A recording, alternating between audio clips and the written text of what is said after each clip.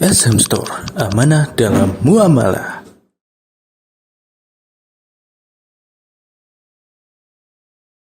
Assalamualaikum warahmatullahi wabarakatuh.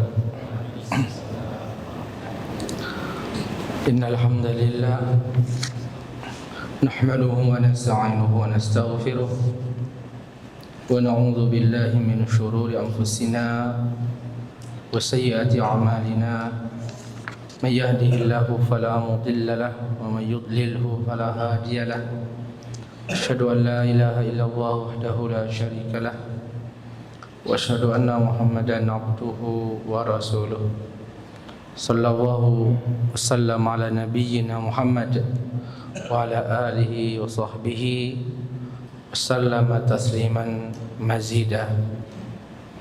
Allahumma infa'na bima 'allamtana wa 'allimna ma yanfa'una warzuqna ilman ya rabbal alamin. Ikhwani fillah, a'azzani Allah wa iyyakum. Kita akan melanjutkan kajian syarah salah satu usul atau al-usulus salasah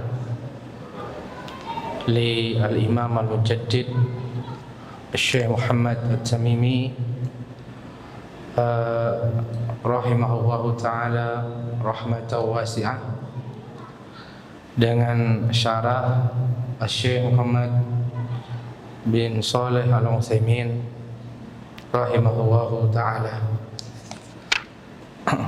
Kemudian al-muallif mengatakan di sini, fa idza qila laka, apabila kamu ditanya, mal usulus salasah allati yajibu 'alal insani ma'rifatuha. Pada pembahasan yang lalu dijelaskan bahwa setiap orang itu wajib mempelajari tiga hal, tiga prinsip dasar dalam agama Islam. Nah, ini adalah pembahasan di mana beliau mulai menjelaskan apa itu tiga prinsip dasar dalam agama Islam. Beliau di sini mengatakan, bila Anda ditanya apa itu usul salasah, prinsip dasar, tiga dasar dalam agama Islam yang wajib diketahui oleh semua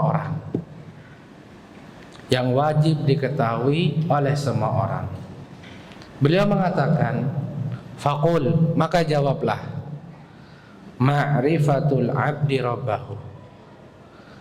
Yang pertama adalah hamba mengenal Rabbnya, hamba mengenali Tuhannya, wa dinahu, dan mengenali agamanya, wa nabiyahu Muhammadan sallallahu alaihi wasallam, dan mengenal nabinya yaitu Muhammad sallallahu alaihi wasallam. Ini dia tiga hal atau tiga prinsip dasar yang wajib diketahui oleh semua manusia. Yang pertama yaitu seorang hamba wajib mengenali Allah. Yang kedua, wajib mengenali agamanya. Jadi bukan cuma tahu namanya, tapi kenal. Ya, kenal. Kalau cuma tahu namanya belum tentu kenal. Mengenal itu adalah mengetahui luar dalamnya, mengetahui hakikatnya, mengetahui sifat-sifat dan karakternya. Ini makna mengenal. Jadi beda. Jadi orang kalau baru ngelihat tok dari jauh belum tentu kenal. Apa kamu kenal si fulan? sementara kita baru melihatnya sekali, belum dikatakan mengenal. Seperti itu. Mengetahui ya, tapi mengenal belum. Yang ketiga adalah mengenal nabinya Muhammad sallallahu alaihi wasallam. Dijelaskan di sini,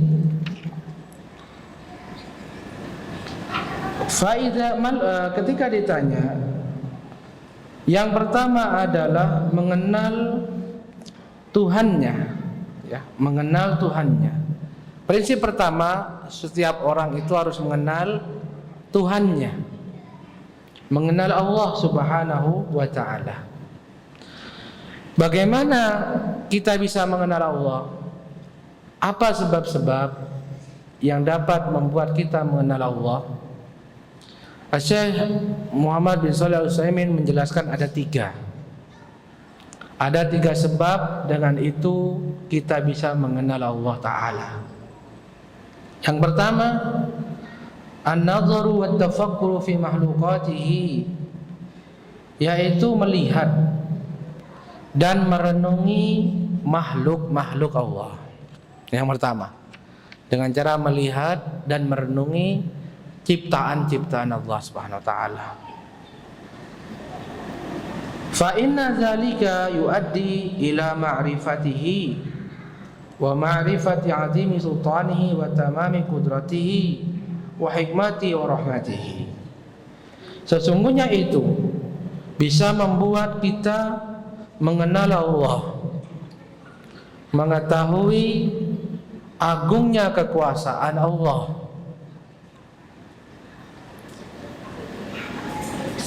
melihat kita bisa melihat luasnya alam semesta. Kita bisa melihat dengan mata kepala kita tanpa kita ragukan keagungan langit. Bagaimana gunung itu tertancap dengan kokoh, itu kita tidak meragukan. Ya, ini disuruh kita untuk melihatnya dan merenunginya. Kalau benda-benda, makhluk-makhluk ini berdiri dengan kokohnya, besar, agung, maka faedah dan hikmah yang paling besar, paling penting adalah kita mengetahui agung dan besarnya penciptanya. Kalau ciptaannya aja seperti ini, bagaimana sang pencipta? Dengan begitu kita bisa mengenal keagungan Allah Subhanahu wa taala. Wa tamami qudratihi, dan sempurnanya kekuasaan Allah. Wa hikmatihi, dan hikmah kebijaksanaannya Allah Subhanahu wa taala. Betul sekali. Kalau kita bisa melihat kebijaksanaan Allah dari ciptaannya, bagaimana diantaranya ini? Diantara contoh kecil, bagaimana kita dapati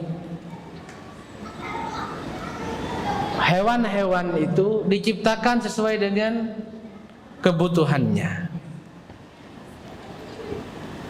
Pohon-pohon dengan buahnya diciptakan dengan begitu hikmahnya. Bagaimana Allah Ta'ala menempatkan onta di padang pasir, contoh seperti itu. Bagaimana Allah menciptakan seperti hewan-hewan penguin tuh, ya kan, seperti itu, yang hidup di kutub dan sebagainya. Itu kalau hidup di tropis itu, wah, sumuk nanti ya, butuh AC, nggak bisa. Itu hikmah Allah Ta'ala. Maka kita disuruh melihat seperti itu, kita disuruh merenungkannya, ya, bagaimana Allah Ta'ala mengatur sedemikian rupa, menunjukkan keagungan Allah Ta'ala, kekuasaannya yang luar biasa. Allah Ta'ala menciptakan manusia, luar biasa. Allah Ta'ala menciptakan kandungan. Ya kan, saya baru kemarin ngalamin ini, ya kan. Bagaimana kadang-kadang kita ngeluh, kenapa sih melahirkan anak itu begitu sulitnya, begitu susahnya, ya kan? Apa hikmahnya dari situ? Karena memang janin itu ditanam begitu kuat di dalam rahim. Kalau mudah lah merotol gitu kan. Baru umur seminggu 2 bulan merotol, buat lari sedikit merotol. Makanya Allah Ta'ala bikin kuat gitu kan di dalam rahim itu. Kadang-kadang ada seorang ibu tidak merasa, tahu-tahu sudah hamil 6 bulan katanya, tanpa dia rasa apa-apa. Seandainya rahim itu tidak kuat, ya tidak kuat, udah gak ada, sudah rontok semuanya, sudah gugur di jalan. Tapi Allah bikin seperti itu. Subhanallah. Makanya Allah Ta'ala menyuruh kita melihat ciptaan-ciptaan Allah Ta'ala. Dengan begitu kita akan semakin mengenal bagaimana Allah Ta'ala Maha Kuasa. Allah Ta'ala ciptakan langit sebesar ini, makhluk ini sebesar ini, Allah Ta'ala ciptakan semua. Kemudian lihat diri kita. Kita kecil, ya. Allah Ta'ala ciptakan matahari, bulan yang begitu besar, tunduk kepada Allah. Kalau sudah waktunya tenggelam, ya tenggelam dia. Enggak ada balik lagi, ya. Sudah mau tenggelam, sudah mau berbuka, balik asar. Enggak ada. Enggak ada itu.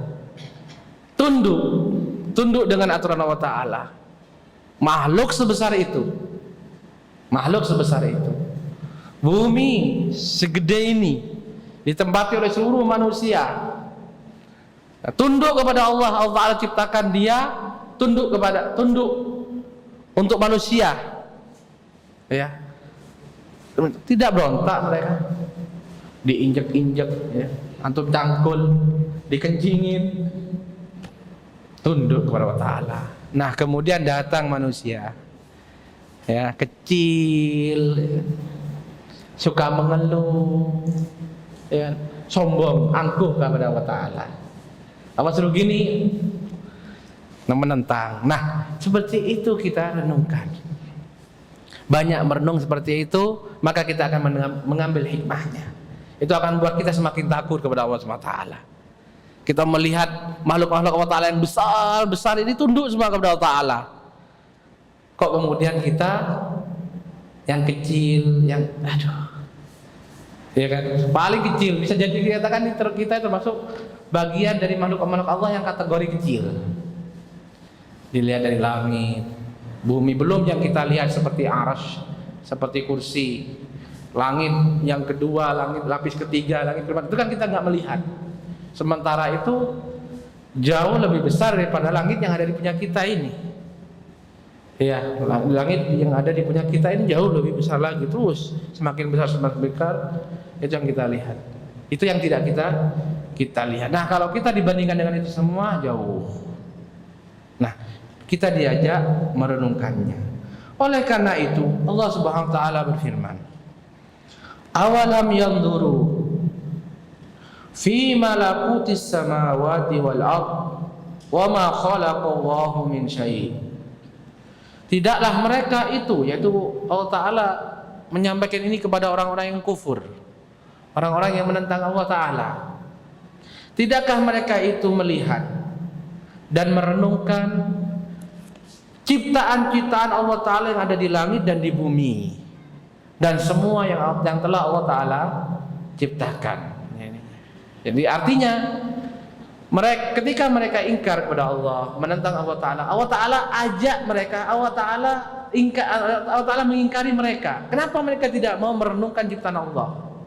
Artinya apa di sini? Artinya bahwasanya merenungi ciptaan-ciptaan Allah Ta'ala itulah sebab hamba tunduk dan patuh kepada Allah Ta'ala. Karena dengan begitu dia bisa mengetahui, mengenal keagungan Allah Subhanahu wa Ta'ala. Allah Ta'ala juga berfirman, "Inna fi khalqis samawati wal ard." Sesungguhnya dalam penciptaan langit-langit dan bumi, wa ikhtilafil laili wan nahari, dan perputaran malam dan siang, la ayatin liulil albab. Sungguh benar-benar tanda-tanda kebesaran Allah Ta'ala bagi orang-orang yang mau berfikir, yaitu yang mau merenungkan dan mengambil ibrah pelajaran dari ciptaan-ciptaan tersebut. Dan dalil yang lainnya yang menunjukkan bahwasannya itu diantara sebab kita dapat mengenal Allah, keagungan Allah Ta'ala.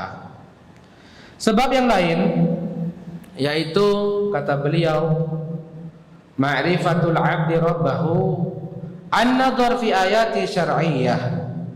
Di antara sebab dapat mengenal Allah Ta'ala yaitu dengan melihat dan mentadabburi ayat-ayat syar'iyyah. Ayat-ayat syar'iyyah, tanda-tanda kekuasaan Allah yang syar'i, yaitu yang terdapat dalam Al-Quran dan As-Sunnah. Terdapat dalam Al-Quran dan As-Sunnah. Kalau yang nomor pertama itu kan tanda-tanda kekuasaan Allah yang dapat kita lihat dalam alam semesta ini. Yang kedua adalah dengan melihat tanda-tanda kekuasaan Allah yang ada pada apa? Wahyunya, pada Al-Quran dan As-Sunnah. Bagaimana itu, Ustaz? Kalau di dalam Al-Quran dan As-Sunnah kita mendapati apa? Bagaimana kekuasaan Allah. Bagaimana di situ Allah Ta'ala menyempurnakan dan menjelaskan semua kemaslahatan hamba, semua kemaslahatan hamba, di mana berita yang disampaikan pasti benarnya, perintah-perintah dan larangannya itu sesuai dengan kebutuhan, itu yang dibutuhkan dan maslahat hamba. Barang siapa yang menjalankannya, maka dia baginya kebahagiaan dunia dan dari akhirat. Dan itu sesuai dengan fitrah manusia, sudah tidak bisa dibantah.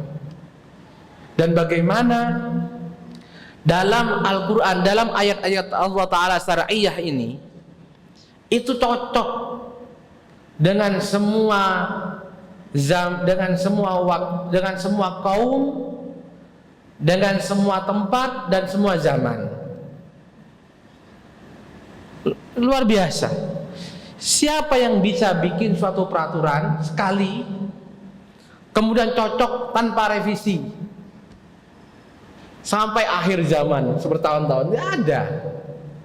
Peraturan buatan manusia butuh revisi, butuh revisi. Gak usah nunggu 10 tahun. Kalau belum ada namanya revisi 5 tahunan, belum revisi tahunan. Kurikulum kita aja ada revisi. Kurikulum 2016 ya. Antum 2016 ya. Ini 2021. Nah, itu udah beda. Itu yang wajib 5 tahunan itu. Ini buatan manusia. Waktu menyusun kurikulum itu kita lihat ini yang baik, ini sudah, ini bagus. Berkumpul nih banyak ahli ini, berkumpul sudah. Ngecamp, begadang berapa hari, seminggu kita bikin. Ternyata 5 tahun diganti revisi wajibnya, belum revisi tahunan. Kurang cocok nih ganti, cocok ganti. Tapi wahyu Allah, Al-Quran dan As-Sunnah ditetapkan saat itu ketika Rasulullah SAW masih hidup, sampai sekarang tidak butuh revisi, cocok dengan semua tempat. Meskipun turunnya di Arab sana, tapi cocok. Bahkan sampai di benua Afrika, benua Amerika, benua Australia cocok. Sampai di benua Asia. Dan sampai akhir zaman, sampai hari kiamat cocok. Nah, kalau kita mentadabburi dari satu sisi ini saja, maka tidak mungkin kita mengingkari keagungan Allah SWT. Nah, ini dari sisi kita mentadabburi ayat-ayat Allah asy-syar'iyyah, terdapat dalam Al-Quran dan As-Sunnah. Wahyu Allah Ta'ala ini. Jadi wahyu Allah itu Al-Quran dan As-Sunnah semua wahyu. Al-Quran adalah wahyu Allah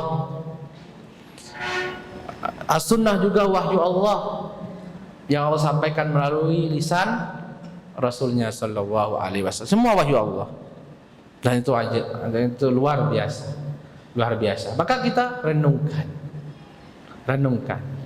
Dengan kita merenungkan itu, kita akan mengetahui dan lebih mengenal Allah, semakin takut kepada Allah Ta'ala, sehingga tidak bermudah-mudah memaksiati Allah Ta'ala. Taib. Oleh karena itu Allah Ta'ala berfirman, afala yatadabbaruna al-Quran. Kenapa mereka ini tidak mentadabburi Al-Quran? Walau kana min 'indi ghairillahi lawajadu fihi ikhtilafan katsira. Seandainya Al-Quran ini bukan dari Allah Subhanahu wa taala, pasti mereka akan mendapati banyak pertentangan, banyak benturan di dalam Al-Quran tersebut. Tapi tidak ada dalam Al-Quran satu pun tabrakan di situ. Meskipun Al-Quran ini terdiri dari banyak ayat, banyak surat, bahkan di situ banyak kisah-kisah yang terulang-ulang, seperti kisahnya Nabi Musa, ya kan, terulang-ulang di situ. Kisahnya Nabi Adam terulang-ulang di banyak surat. Tapi tidak ada yang bertabrakan. Dengan ayat ini juga para ulama mengambil faedah bahwasannya selain Al-Quran pasti ada kesalahan. Nah, selain Al-Quran, kitab apapun selain Al-Quran pasti ada kesalahannya. Paham ya? Karena ini termasuk mukjizat Al-Quran yang merupakan satu-satunya kitab yang tidak ada kesalahannya. Makanya kitab apa saja pasti ada kesalahannya. Mau kitab Sahih Bukhari, Sahih Bukhari, Sahih Muslim, ada kesalahannya di situ. Dan banyak, lumayan banyak, pasti banyak. Yang tidak ada kesalahannya hanya Al-Quran. Ini yang kedua. Yang ketiga, di antara sebab untuk mengenal Allah Subhanahu wa taala, kata Syekh Utsaimin, ma yulqillahu azza wa jalla fi qalbil mu'min min ma'rifatillahi subhanahu wa ta'ala hatta ka'annahu yara rabbahu ra'yal 'ain, yaitu ilham, suatu ilham yang Allah Subhanahu wa ta'ala berikan, yang Allah ta'ala masukkan ke dalam hati seorang mukmin, sehingga seolah-olah dia melihat Rabbnya,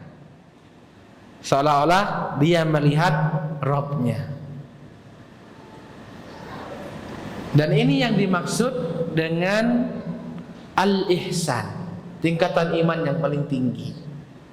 Di mana ketika Rasul ditanya tentang al-ihsan, beliau mengatakan apa? Anta'budallaha ka'annaka tarahu fa illam takun tarahu fa innahu yaraka. Yaitu ihsan adalah engkau menyembah Allah Ta'ala seolah-olah engkau melihatnya, dan bila kamu tidak bisa melihatnya, sesungguhnya dia melihatmu. Itu yang hadir dalam hatinya. Jadi ini adalah fadl, karunia dari Allah Subhanahu wa taala yang diberikan kepada hambanya yang beriman. Ini 3 sebab yang dengannya seorang dapat mengenal Allah Ta'ala. Pertama adalah dengan apa? Melihat dan mentadabburi ayat-ayat kauniyah, namanya alam semesta, ciptaan-ciptaan Allah. Yang kedua dengan melihat dan mentadabburi apa? Ayat-ayat Al-Quran dan As-Sunnah, wahyu. Yang ketiga adalah orang itu bisa mengenal Allah dengan apa? Dengan ilham, berupa pemberian dari Allah yang Allah Ta'ala berikan kepada seorang yang beriman yang Allah kehendaki. Baik. Kemudian yang kedua, kewajiban atau prinsip yang kedua dari 3 prinsip dasar dalam agama Islam adalah seorang hamba wajib, yaitu mengenali agamanya. Harus kenal dengan agamanya. Bukan cuma KTP-nya tok Islam. Lah ini Islam KTP tidak. Jadi harus benar-benar mengenal agamanya. Mencakup akidah, mencakup ibadah, mencakup muamalah. Ya, muamalah mencakup jual beli, akad sewa menyewa, akad pernikahan, ini muamalah. Akad itu namanya muamalah itu. Terus dalam hal adab-adab Islam, ya, etika tata krama itu masuk dalam kategori mengenal agama Islam. Jangan cuma kita bisa agama yang diridhoi Allah Ta'ala apa? Islam. Cuma itu toh. Sementara kita sendiri tidak mengenal apa itu Islam. Apa itu Islam? Tapi kewajiban, makanya di sini disebutkan mengenali agama Islam itu wajib. Adalah wajib. Baik. Di sini Syekh Muhammad bin Shalih Al-Utsaimin mengatakan, ay ma'rifatul asli tsani wa huwa dinuhu alladhi kallafa al-'amalu bihi. Yang kedua, prinsip yang kedua yaitu mengenal, mengetahui. Yang wajib diketahui adalah mengetahui dan mengenal agamanya, yaitu agama Islam yang Allah bebankan kepada kita untuk apa? Mengamalkannya. Kita disuruh mengamalkannya. Jadi bukan cuma tahu tok, tapi harus diamalkan. Karena benar banyak sekarang ini apa? Orang Islam tapi perbuatannya enggak Islam, banyak. Orang KTP-nya Islam enggak sholat, banyak lah. Orang KTP-nya Islam pas Jumatan di pasar, banyak. Meskipun masih banyak, alhamdulillah masih banyak ke masjid, tapi ada. Ini maksudnya di sini. Islam itu diamalkan. Kalau kita ke pasar di daerah sini hampir semuanya tuh KTP-nya Islam. Kalau ditanya anti muslim, tapi masih riba, masih nipu, masih janji sumpah palsu. Tadi ini sudah ditawar 50.000, tapi nggak tak kasih, sumpah palsu. Masih perbuatannya nggak Islam. Bukan seperti ini. Islam itu diamalkan. Islam itu amal, ya. Islam itu amal, zahir. Islam itu adalah zahir, amal, perbuatan, diamalkan. Kata beliau di sini, itulah agama Allah Ta'ala yang Allah bebankan untuk diamalkan. Dan kandungannya yang luar biasa, yang berupa hikmah, rahmat, dan kemaslahatan bagi semua makhluk, subhanallah. Ucapan yang indah dari beliau. Beliau katakan Islam ini adalah agama yang penuh dengan hikmah. Artinya apa? Artinya syariat Islam yang harus dijalankan itu sesuai dengan atau adalah agama yang bijaksana. Apa itu bijaksana? Bijaksana itu adil, menempatkan sesuatu pada tempatnya. Sudah. Contoh, dalam masalah pembagian harta waris. Dalam masalah pembagian harta waris. Dalam Islam mengatur anak laki-laki mendapatkan 2 bagian, sementara anak perempuan hanya mendapatkan 1 bagian. Dan ini hikmah. Seperti adalah hikmah. Jadi hikmah itu bukan berarti sama rata, bukan. Hikmah itu menempatkan sesuatu pada tempatnya. Iya, ini benar, hikmah itu laki-laki mendapatkan lebih banyak daripada perempuan. Karena dalam Islam laki-laki berkewajiban memberikan nafkah. Berkewajiban memberikan nafkah kepada keluarganya. Sementara perempuan tidak ada kewajiban. Jadi dalam Islam itu suami istri itu prinsipnya adalah Kalau istri itu bilang, hartamu hartaku, hartaku hartaku, itu perempuan istri itu. Ke suaminya itu, hartamu hartaku. Ya karena istri punya hak, tapi hartaku hartaku. Boleh suami istri itu bilang, kalau butuh uang minjem ya ditulis.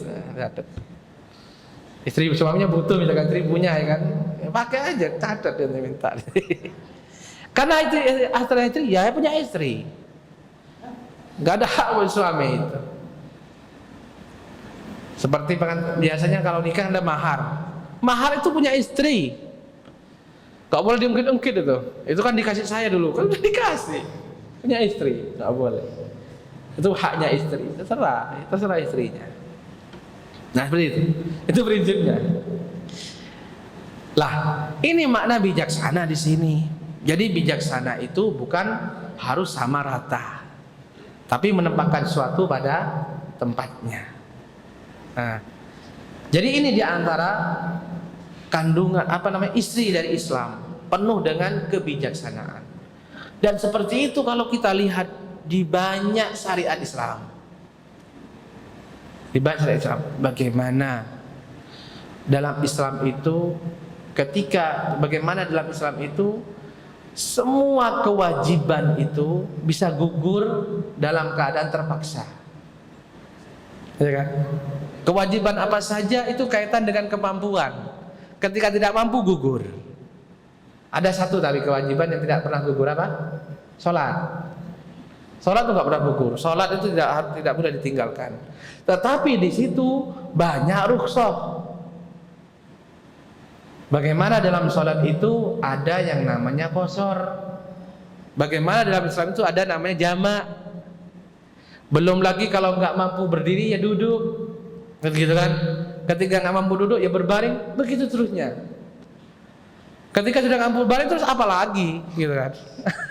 Kan sila tidur apalagi kalau sudah berbaring nggak mampu. Makanya meskipun sholat tidak boleh ditinggalkan dalam keadaan apapun, tapi di situ banyak rukhsahnya, banyak rukhsah.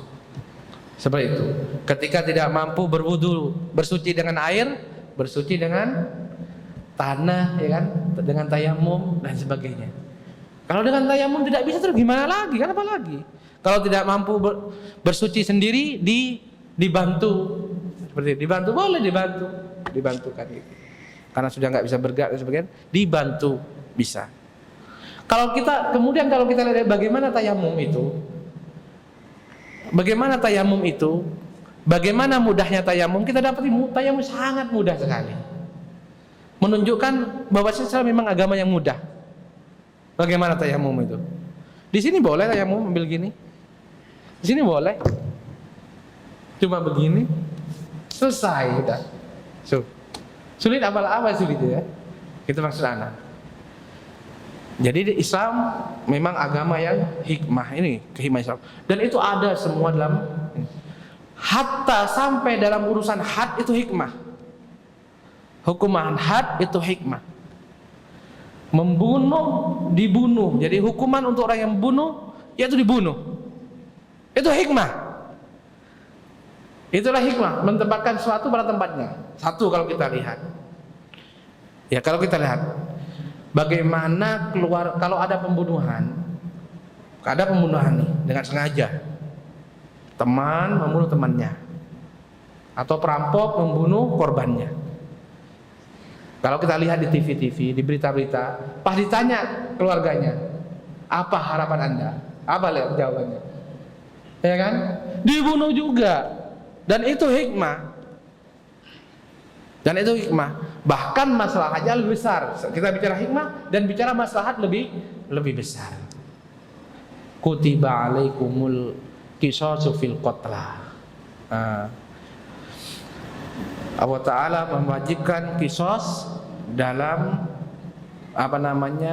dalam hak pembunuhan. Baik.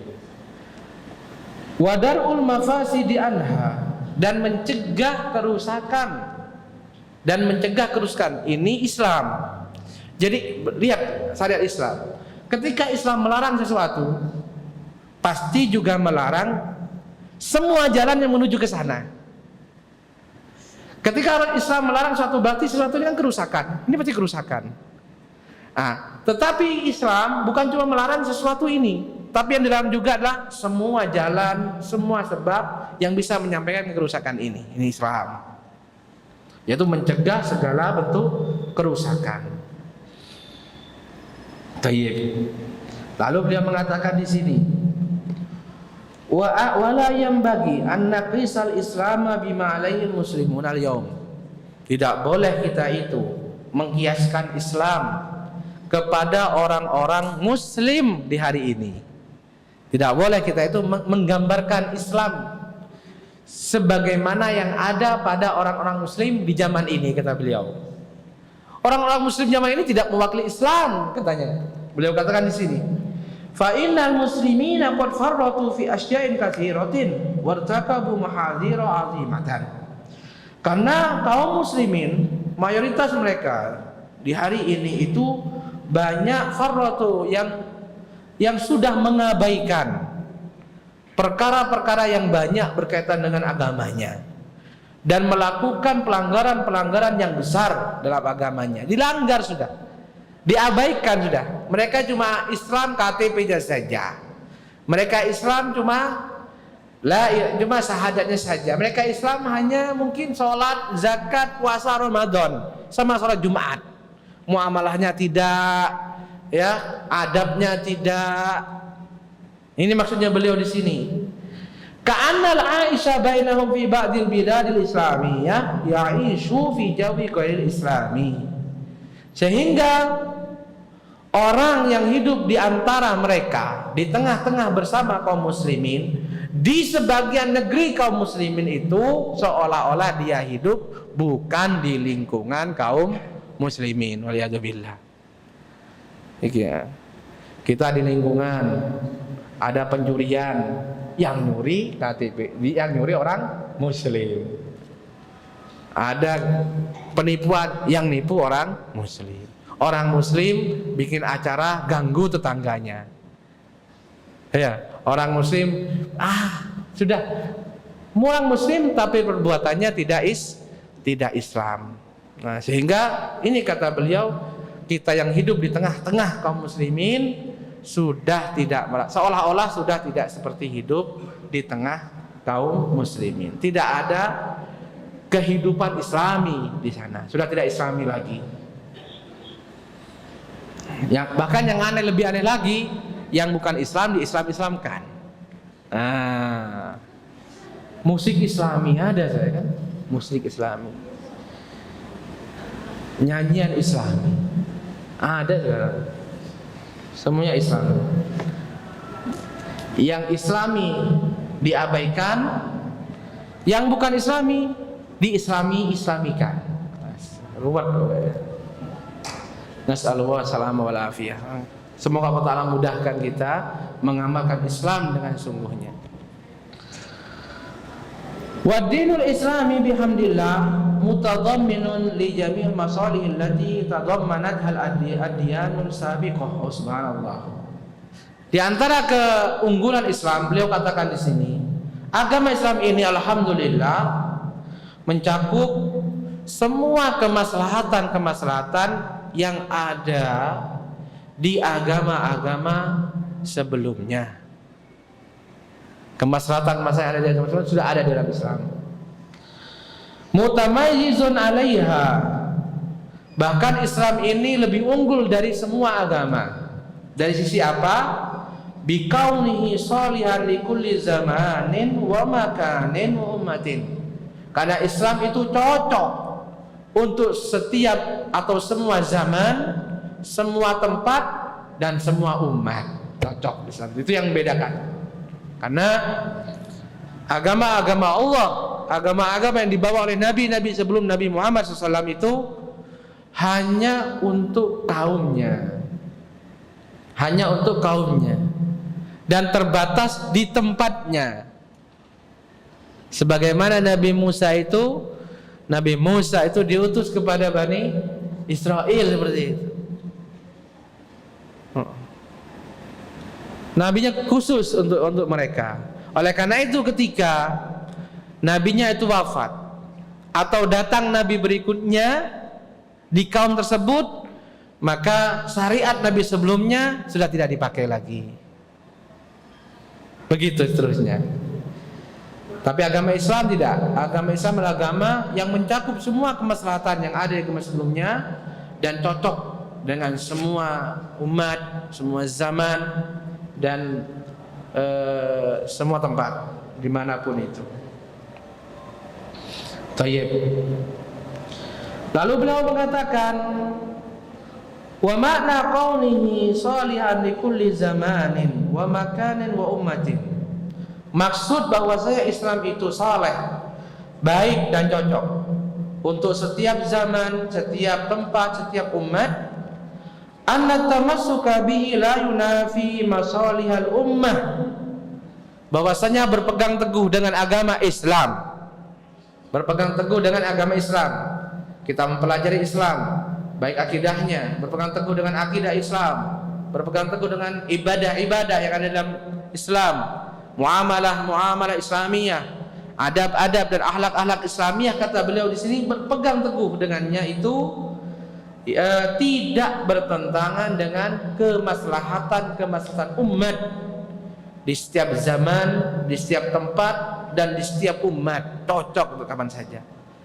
Jadi agama Islam itu harus dijalankan dimanapun dia berada, pasti cocok, pasti cocok.